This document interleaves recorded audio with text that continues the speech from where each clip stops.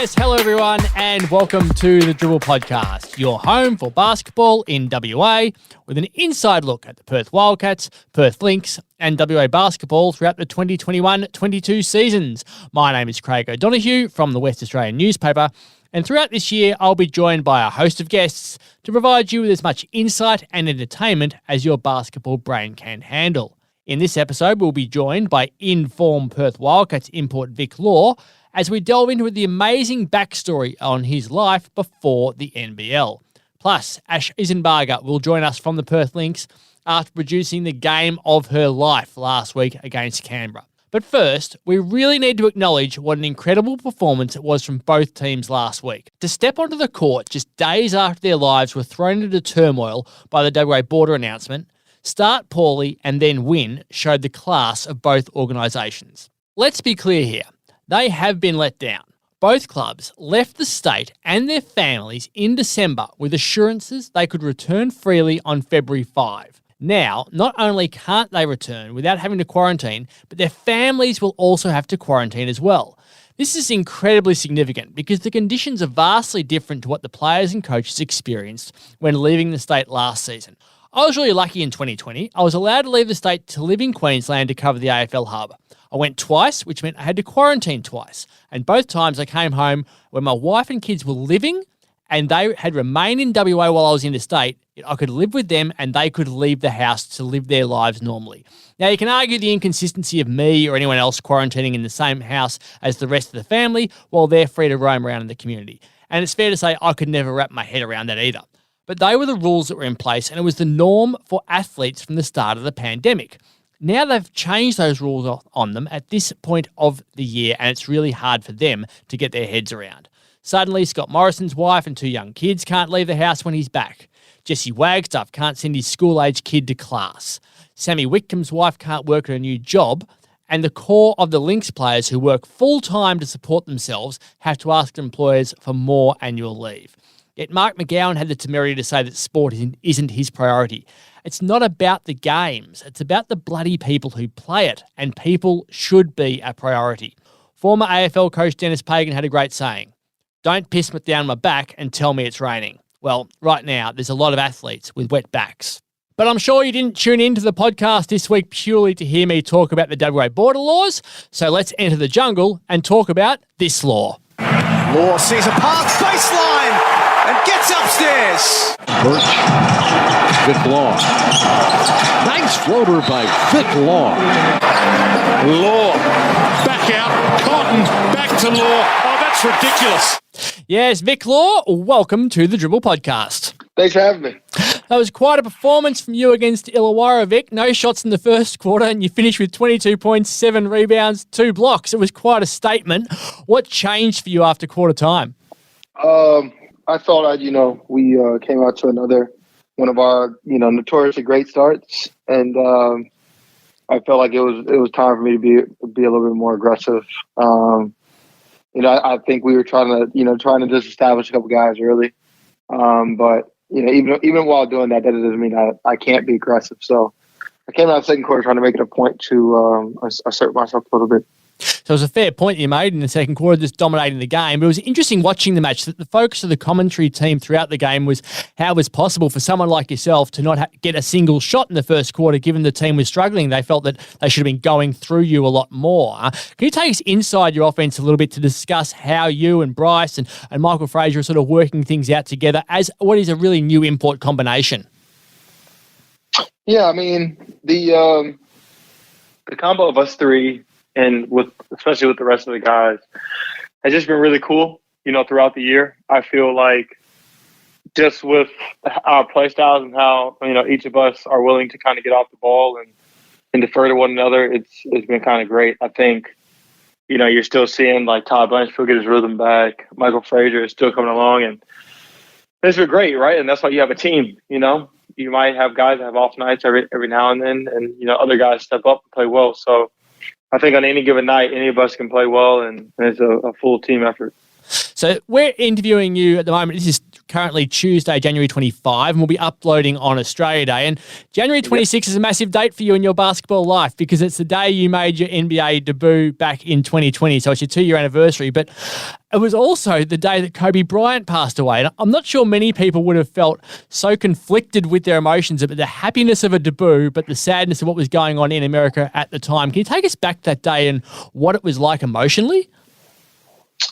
Yeah, so we had just come off of a G League win in Greensboro, and which is in near Charlotte, North Carolina. And I had gotten told by the general manager at the time, Anthony Parker, that this is the Magic are calling you up today.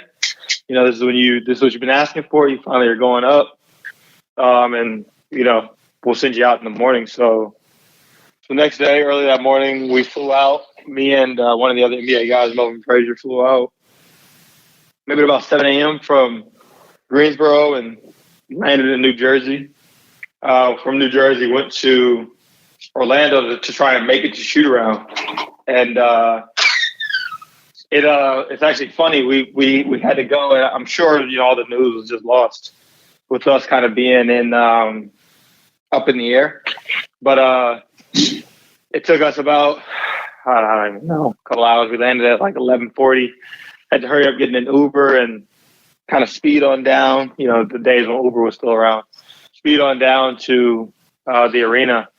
And, I kind of go in the arena and I'm feeling pretty pumped up to finally make my debut and, be back with the Magic, right? Like it's the day where I feel like my dream is coming true. And I'm up, kind of with the team, and everyone's just kind of walking around like zombies. I didn't really know kind of what the energy was like, and I thought it was like kind of like the rookie kind of treatment. I didn't really get it. But then I talked to Terrence Ross, and he tells me, kind of just really, you could just tell with his body language down that Kobe Bryant had died, and it just kind of put a whole dark cloud on the day. And we were meant to play the Los Angeles Clippers. And I think Doc had wanted to play or something, or like he had kind of had a message that Kobe would have wanted to play. Kobe would have played. So the game went on, but it's really weird throughout the whole kind of process.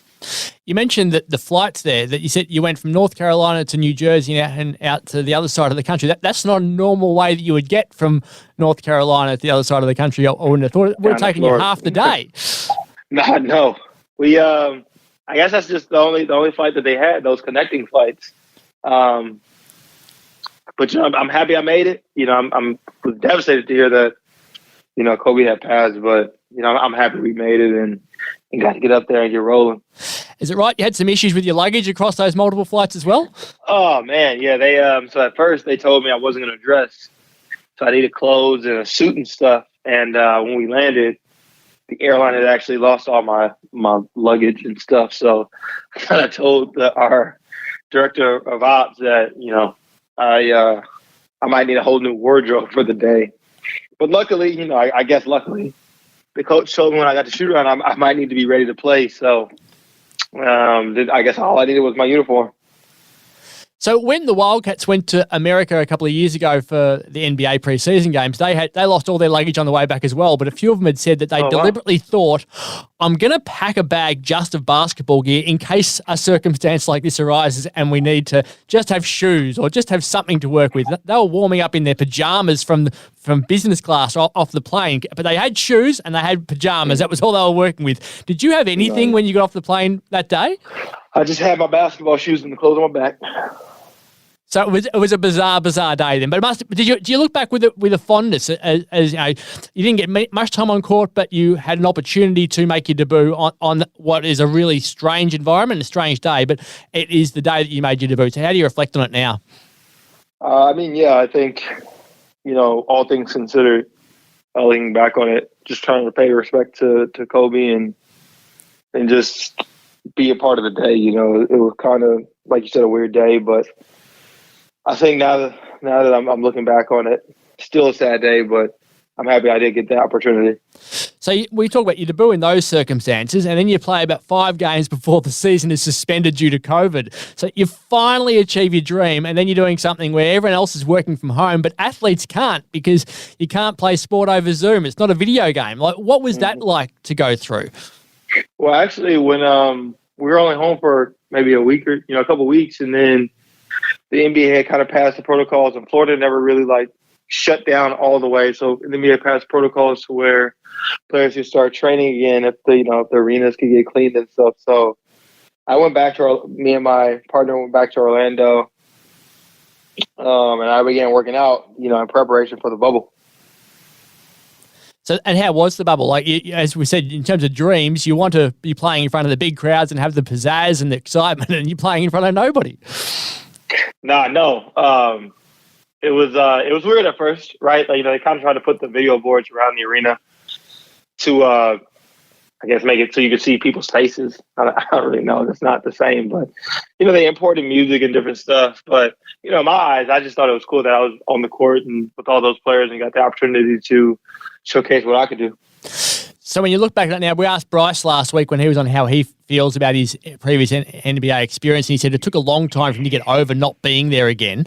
Are you content with what you experienced that first time as what the experience would genuinely be, or does it drive you so much harder to get the genuine experience of a season and get back there and have the hype and the excitement and be really part of an entire year?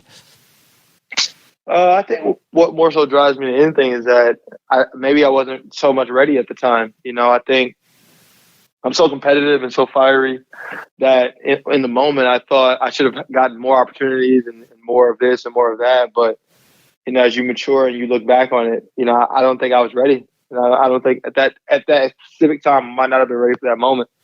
But, as I've gotten older and gotten better, I can appreciate the things that Coach Clifford taught me and what I learned in the organization. Now at this moment, I'm just trying to become the best person, the best basketball player I could be, right? Like, I think before it was so much, I got to get to the NBA. I got to get to the NBA. And now I just want to be happy and continue my development as a human. So when you talk about not necessarily being ready, you're a fascinating story, I reckon, of courage and perseverance. Born in Chicago, you spent 5 years at Northwestern College, which is ironically also the Wildcats. And it wasn't until your 5th year that you're actually genuinely healthy enough to show what you could do. So take the listeners inside what you had, the problems you had with your lungs, where you weren't actually operating like most normal people are.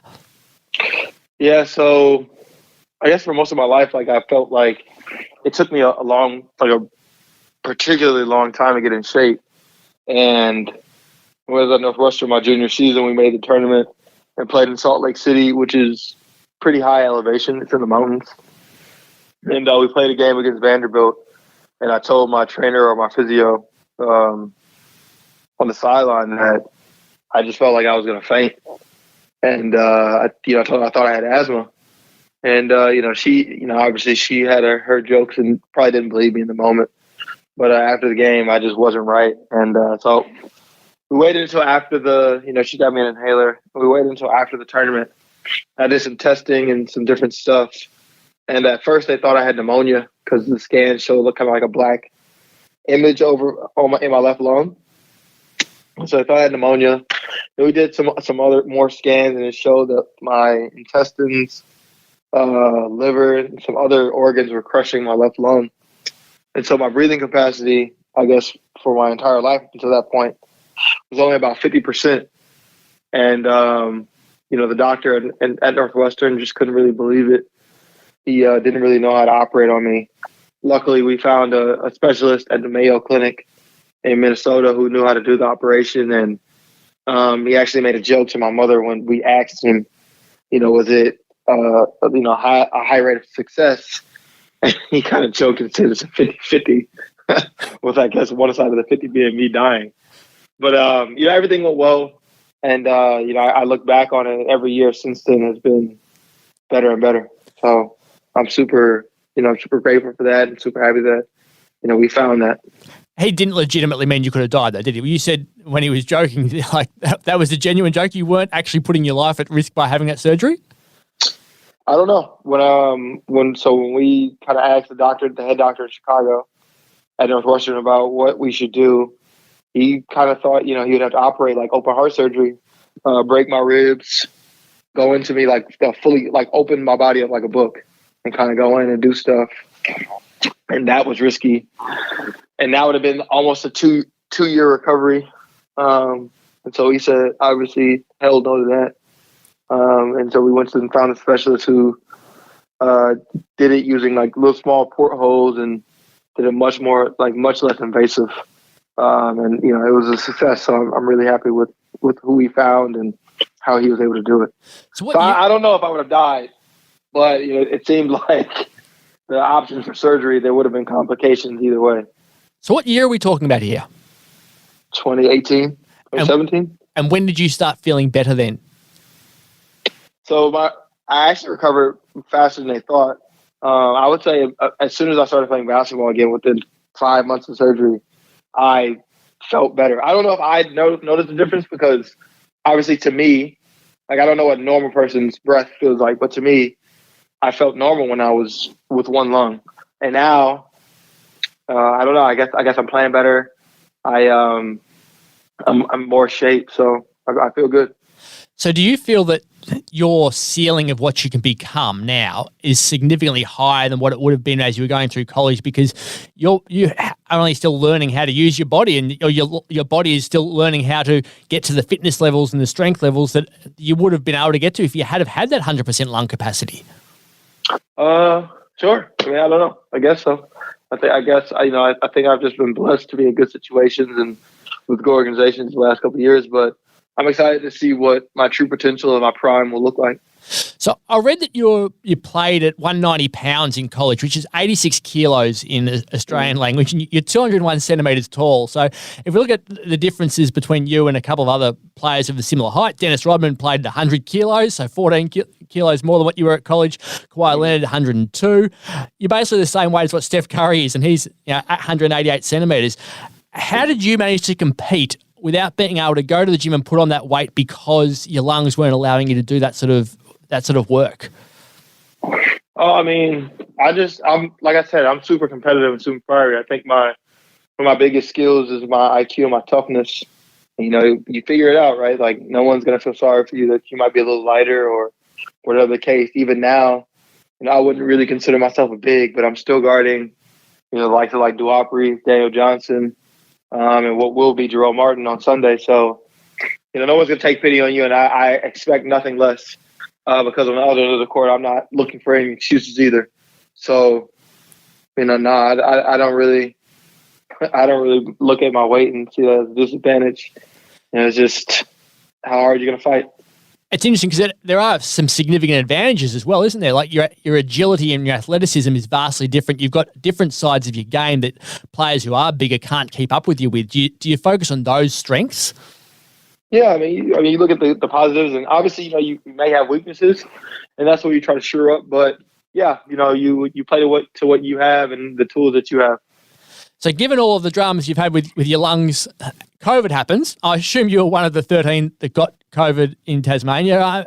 Have you had any issues that other players didn't have because of that when COVID was running through the group? Yeah, I did. I was unfortunate enough to get it. But no, I would say I was lucky enough, and a lot of us were lucky enough to not have any serious complications with COVID. We were blessed enough to kind of, have mild symptoms and luckily get the antibodies after we got out of isolation. But now, I feel as though I'm getting my rhythm back. I'm starting to play with the same swagger that I was before I got COVID and getting my wind back. It's pretty amazing to think that, as we said, you've had the lung surgery, you've had the COVID now, you had major shoulder surgery when you were at college also, and then you destroyed your ankle last year at Brisbane. I reckon you'd just be looking around going, if I can get a slice of luck with my body and get through a long period of time without any issues, I can really tear the sport apart.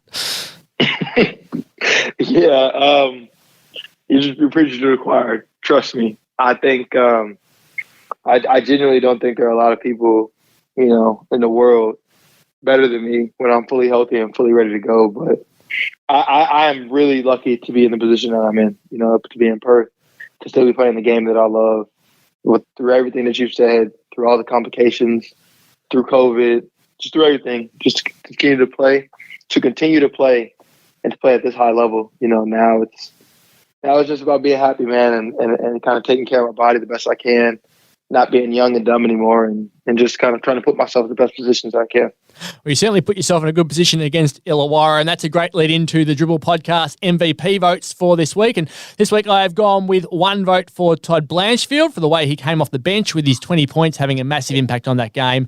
2 votes went to Bryce Cotton, 24 points, including 4 3-pointers. And there's no shock with the 3 votes. It's the man we're talking to, Vic Law, with 22 points, 7 rebounds and 2 blocks. So at this point of the season, it's extremely tight at the top. Bryce is leading on 16 votes. Vic's 1 vote behind on 15. And then it's daylight because Luke Travers is third on 5 votes, in just a sign of how dominant the Cotton-Law combination has been. Now, it's interesting, Vic, that when I was doing some research, obviously, to put all this together and to talk to you today, and I saw a quote from your mum saying that you were named Vic but they actually call you Tory because they say Victory as in victory. Is that the true story? That was the background towards the way your parents refer to you? Yeah. It's funny, actually, no one outside of my family has called me Tory, but I hadn't been called Vic until maybe I got to 8th grade, high school. All my family had been like super close friends just called me Tory. My mom had wanted a boy, and I'm the baby of the family, and she finally got me, and so named after my father, but he's Big Vic. She had to come up with a nickname for me, so I was her Victory. So how big is the family? You're the baby of the family. How many cracks did your mum and dad have before they got the boy? Well, I have 4 siblings. I have 2 half siblings and 2 sisters. So a half brother and half sister, and then 2 full sisters. So with that Tory sitting next to your name, what would a championship victory mean to you this season with the Wildcats? Oh, it'd be great. It'd be my first championship. So, I think just with this group and how close we are, I think it'd be a great feeling to really bask in and even more of the winning tradition of Perth if we were able to pull one down ourselves. Do you feel that when you look at this team at the moment, with everything that you've been going through with COVID, with living in Tasmania, not being able to get home now for a lot of the guys, we've obviously got families over here. Do you think that this team at the moment looks like a group that just has everything going for it on the court, that it can achieve that sort of success? I hope so. I think we've built a really good roster. It's actually funny. Yesterday the Illawarra game was the first game we've had our full roster playing. With guys being hurt, or otherwise. It's the first time we've actually had everybody. So I think, I think we have some of the makings to be a very, very good team. Only time will tell, but we'll take it one game at a time and keep pushing. Now, we have a segment here on the Dribble Podcast called This or That. We ask a question and we don't like people sitting on the fence. We like to know their exact opinion. And the question for this week is, should the unsportsmanlike foul be removed from the last 2 minutes of games to allow for more intentional fouls to stop the clock? Or is it good to retain the advantage for the team that spent 38 minutes working hard to get their lead? What do you think? Keep the unsportsmanlike foul late or remove it and change the game a little bit? I think they should remove it completely. I think some of the unsportsmanlike fouls are a little iffy. I obviously think there's a gray area with what is a basketball and non-basketball play, but some of the reach-in fouls and some of the other calls that are made are with being unsportsmanlike. I think maybe a little too light to warrant the extra penalty. It's certainly a big penalty in the game. There's no doubt about that. Well, look, thank you so much for joining us. The Wildcats' next game is a rematch against Illawarra on Thursday, 4:30 p.m. Western Time, followed by a clash against the Sydney Kings on Sunday. Vic, we hope things continue to go extremely well for both yourself and the team, and it's been really enjoyable talking to you, and it's been really enjoyable watching you. So thank you very much for your time. Thank you. Thanks for having me. And now it's time to enter the lair with this lady. Oh, great move there from Isenbarger. Plus the foul. And Isenbarger buries one from long range. The kick out to Isenbarger. That's her second three-pointer of the game. Isenbarger's feeling it at the moment, and she splashes that one in, her third three-pointer. Yes, fresh from the most stunning performance of her career, it's Ash Isenbarger, or is it Isenbarger or Isenbarger? She's mentioned in many different ways at the moment. Ash, welcome to the Dribble Podcast. Hi, great to be here. Thanks for having me. Now, let's start with this name thing, because it does my head in when people can't pronounce my name or spell my name correctly. So how are we pronouncing your name for the record? It is Isenbarger, and it's a bit of adjustment for me coming from Grant. Like, everyone knows how to pronounce that, so I'm still getting used to it. But it's always good to hear your name mentioned regardless when you're slamming down three-pointers like you were on the weekend. It was quite an extraordinary game. 19 points, 5 three-pointers from 7 attempts. What was that like?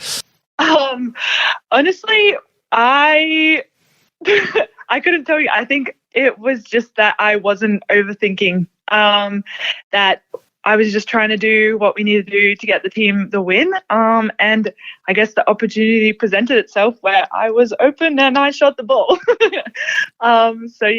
So 5 from 7, it's an amazing game. Like, you shot at 31% from the perimeter during the NBL 1 West season, and your career record in the WNBL is 23%, but obviously that's when you're a younger player as well. You look really comfortable this year, I reckon, with ball in hand. How much work have you done to get yourself to this point? It's been a lot of work, honestly. And just like you mentioned before, in NBL 1, like, my role has changed a ton in the last season, especially, but just in the last couple of seasons. And so having that opportunity on the court, I think has really grown my game, just being able to be relied on and be a significant role player in a team. I think, it's a live opportunity to practice against some of the best in the state. And I think that's just been a huge, credit to my improvement, I guess you could say. So have you gone back and forth with the coaches and sort of said, I want to improve in this part, so can you play me in this sort of a role to help your WNBL career because NBL 1 West is a perfect opportunity to work on things during the off season. So how do you have that conversation to get the role that you need to be the player you want to be at the next level up? Absolutely. Growing up as a kid, I was always the tallest, if not one of the tallest on the court. But as you get to WNBL level, I'm an undersized big. So it's been kind of a crucial role for me to stretch into that 3-4 player rather than a 4-5 player, and really develop that side of my game where I'm able to play against, big guards, small guards, big bigs, that kind of thing, but also be able to guard those, a multitude of different players with different skill sets. So that's been something really important that I've just sort of had to be open about with NBL 1 coaches and be like, hey, I'm hoping to play, this kind of role in WNBL. Thankfully, they've all been fantastic coaches that have really helped me work towards that and be really encouraging in that. And So it's been interesting talking to different athletes over the past 12 to 18 months about how they handled lockdown and what they tried to work on, given they were stuck at home a lot of the time or weren't able to practice with different people. But you were in an environment where your husband is also an NBL 1 West player, and he's a fair three-point shooter as well. He had more attempts and more three-points made than anyone else in NBL 1 West last season and went at 44%, Jack. So did you two spend a bit of time working on the three-point range of your game as well, going out to parks or anything like that? Or is it a pure coincidence that you're shooting like this at the moment at the time when he's shooting like that? We definitely worked on it together. And even whether it's, specifically shooting or not, he is an Energizer bunny and he's always looking to better himself. And I really think that rubs off on me in all areas of life. So, I definitely think that he's been a big factor in that too. So when we talk about him from a family perspective at the moment, with everyone over there, it was a really difficult week last week with the border news, and it prevents all of you from being able to come home with any surety at the moment. You missed your 2-year wedding anniversary earlier this month, given that you're over there at the moment. How difficult was it to hear that the border news was going to be so different for your return eventually than what it was when you were told that you were leaving? Honestly, it really blindsided us all. It's been a pretty tough couple of days, just as we try and navigate that. And we're still waiting to hear, what our options are. And so just that unknown has been really difficult, especially coming from, like a 12-week preseason, something crazy like that. And just what our season looked like has changed so many times. It's unbelievable that it's really, really tricky for us to keep adapting, and we're doing the best we absolutely can and supporting. Thankfully, we're a part of a really supportive club. People who lead us, everyone around us is really supportive, but it doesn't change that it really sucks. For all of us in lots of different ways, but yeah. So I mentioned when we opened the podcast today that one of my frustrations with the new rules is the alteration to the home quarantine rules, because I went through it myself, having lived in Queensland covering AFL football twice in 2020. You went to the WNBL hub last season, came home, were able to live with Jack. He was able to go to work. You could quarantine at home under those rules. Now the rules have changed. Now he can't go to work if you go home. Like, that must make it a really difficult conversation to know what you're going to do when you are allowed to come back. Yeah, thankfully, I believe the Lynx are, well, there's nothing set in stone just yet with like what is happening with our season exactly.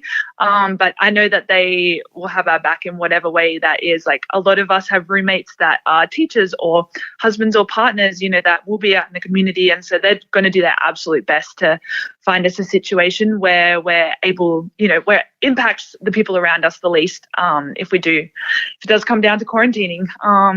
Yeah. So then there's your job. I mean, you're a professional photographer and a bloody good one. So Ash shoots weddings, engagements, family milestones.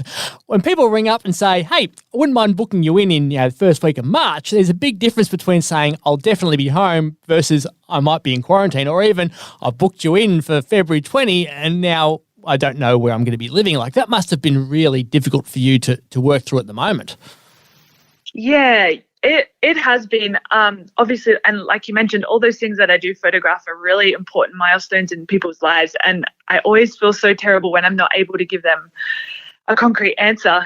So coming into this season, I knew, just based on this past year, that there was a lot that was potentially going to change or shift around and become different to what we initially thought. So thankfully, I, from the get-go, just haven't booked any weddings within this time, because that's obviously something can't just, "Hey, can you just change your wedding date for me?" Like, no longer able to come. Like, that's a really big deal for me, and I take it as a really big honor. So I've avoided that.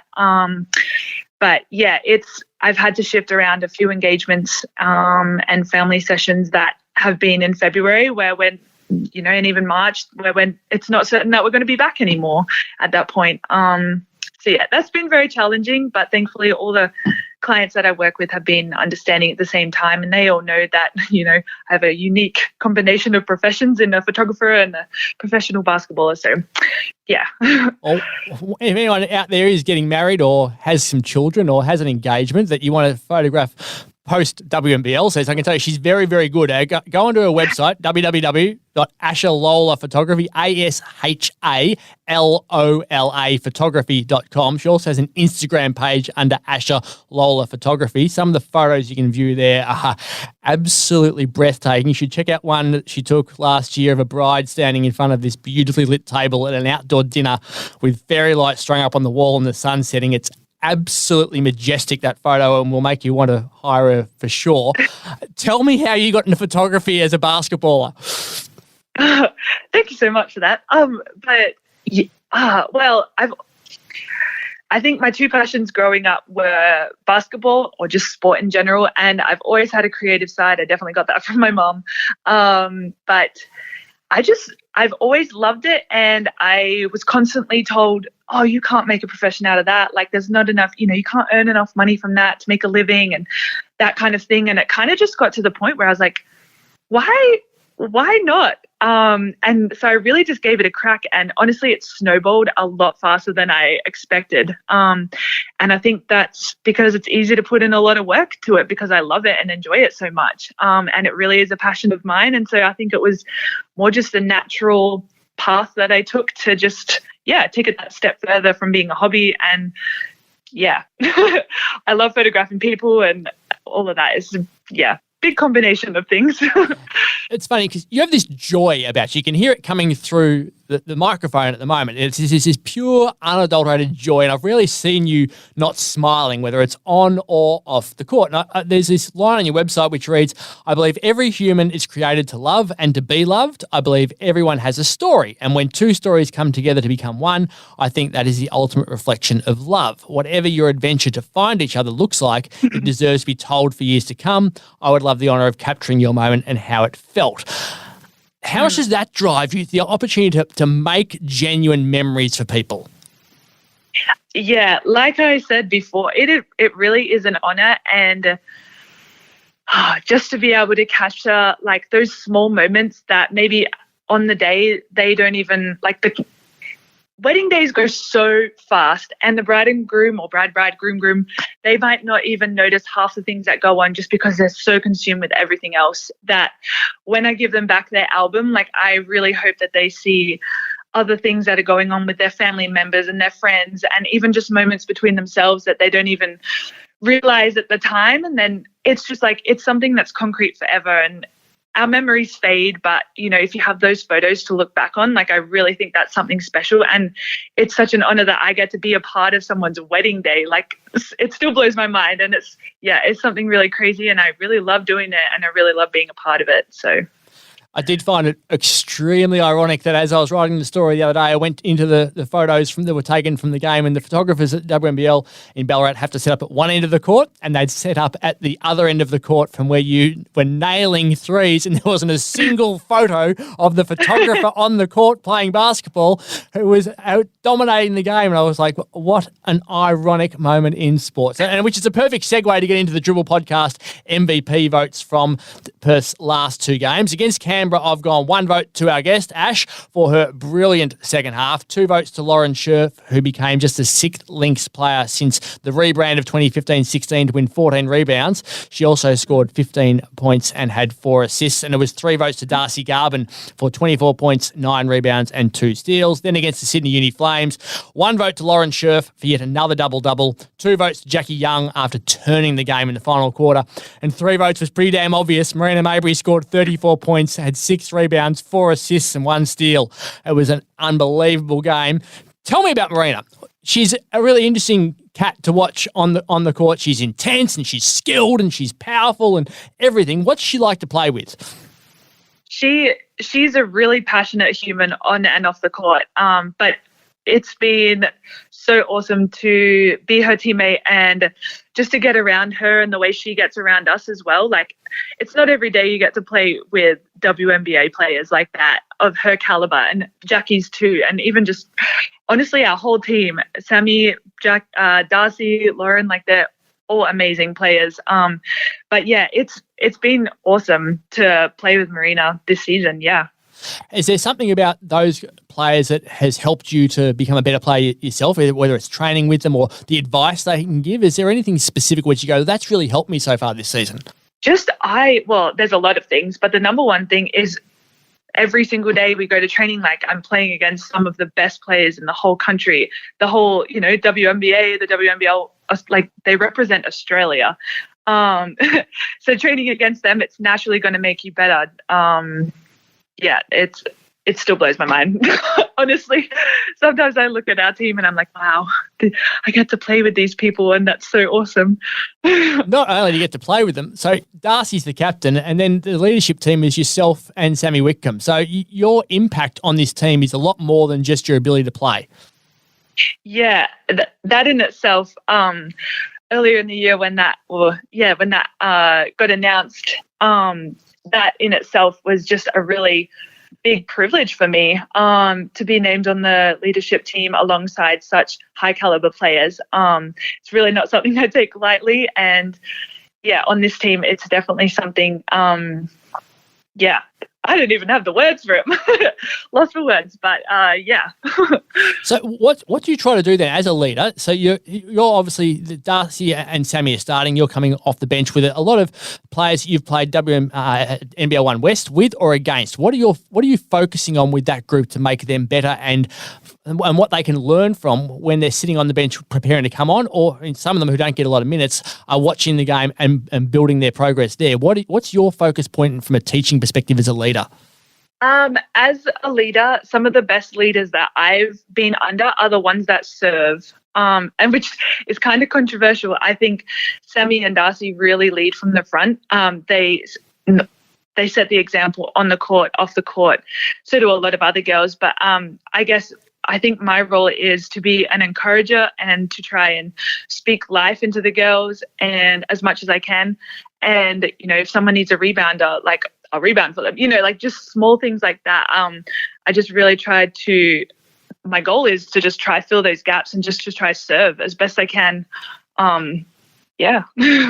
Which is a real, that shows the genuine element of leadership, I think. I find you really interesting. Like, when you look at the challenges of sport, you're a young kid when you debuted in the WNBL at 2015-16. Then you moved to Melbourne Boomers for 2 seasons. You won their Most Improved Player award. You played in the grand final. Then you won Lakeside Lightning's MVP award. And suddenly you step away from the WNBL to travel with Jack to America, which was an outstanding move in hindsight, given COVID would have meant that you would have never got back there for probably till 2050 at this rate. But what did the time away from the game do for you? Yeah, well, like you said, I have been playing in the WNBL since 2015-16, and it's been a year-round thing of going from WNBL to NBL or SBL, and then back to WNBL and then SBL. And honestly, it kind of got to the point where I just needed a mental, physical break. There definitely was the side of wanting to go visit Jack's family, and we had our wedding in January and all of that, but it was actually really great to take that time away and be like, no, basketball is something I actually still really want to do. And it was a choice rather than something that I just kind of fell into, season after season. So that was really good just to be able to distinguish that in my own mind and be like, no, I'm choosing to do this now. And I'm coming back refreshed and had time away. And obviously Jack and I were still over in the US, working on our game and training with friends that are coaches and that kind of thing. But yeah, it was mainly to just distinguish like, hey, is this something I really want to do? Is it something that I'm just naturally falling into? Or is it something that I really choose to do? And yeah, I chose that I really wanted to do it. Oh, you've chosen to come back at a bloody good time. You're in a damn good team and you're having a big impact with it at the moment too. So hopefully for WA basketball, this can continue. Now, we have a segment on the Dribble called This or That. Can't sit on the fence. Got to give a real answer. And the question for this week for This or That is around the unsportsmanlike foul late in games. Do you reckon that the unsportsmanlike foul should be removed from the last 2 minutes of the game to allow for more intentional fouls to stop the clock? Or is it good to retain it so that the team that has already worked up that advantage over 38 minutes retains it? Keep it or move it on? This is a very controversial one. I would say move it on. I've been a part of a few games where that unsportsmanlike call, even though it's not an intentional play, to hurt somebody, but it's been called an unsportsmanlike, and that can have a huge impact in the last few minutes. So I would say move it on just to keep that, levelness of being able to, like you said, foul to stop the clock, and as a strategic thing. I think it gets sportsmanlike. Interesting. Both Vic and Ash, both today, saying that they don't like that rule, which is interesting from the players' perspective. Well, look, thanks so much for joining us, and good luck for upcoming games against Southside on Thursday and Bendigo on Saturday. May the threes continue to rain for you. Thank you so much. That's it for the Dribble Podcast for this week. Remember, keep logging on to thewest.com.au for all your basketball news and pick up your copy of the West Australian. Thanks to Samantha Rogers, as always, for all of her production work. Thanks to Vic Law and Ash Isenbarger for their time. We'll be back next week for another episode of the Dribble Podcast.